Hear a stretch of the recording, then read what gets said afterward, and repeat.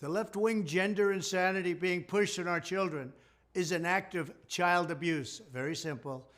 Here's my plan to stop the chemical, physical, and emotional mutilation of our youth. On day one, I will revoke Joe Biden's cruel policies on so-called gender-affirming care. Ridiculous. A process that includes giving kids puberty blockers, mutating their physical appearance, and ultimately performing surgery on minor children. Can you believe this? I will sign a new executive order instructing every federal agency to cease all programs that promote the concept of sex and gender transition at any age. I will then ask Congress to permanently stop federal taxpayer dollars from being used to promote or pay for these procedures and pass a law prohibiting child sexual mutilation in all 50 states. It'll go very quickly.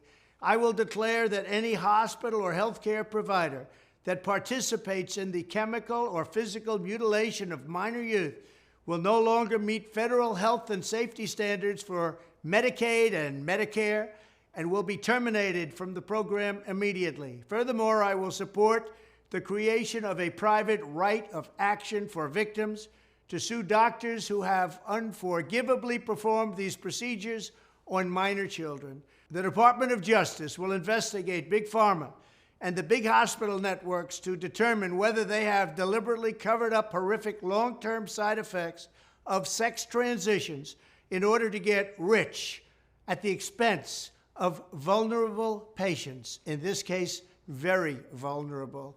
We will also investigate whether Big Pharma or others have illegally marketed hormones and puberty blockers which are in no way licensed or approved for this use.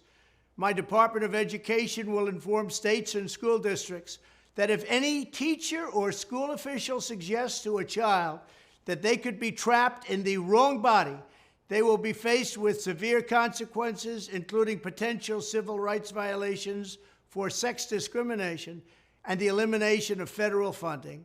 As part of our new credentialing body for teachers, we will promote positive education about the nuclear family, the roles of mothers and fathers, and celebrating rather than erasing the things that make men and women different and unique.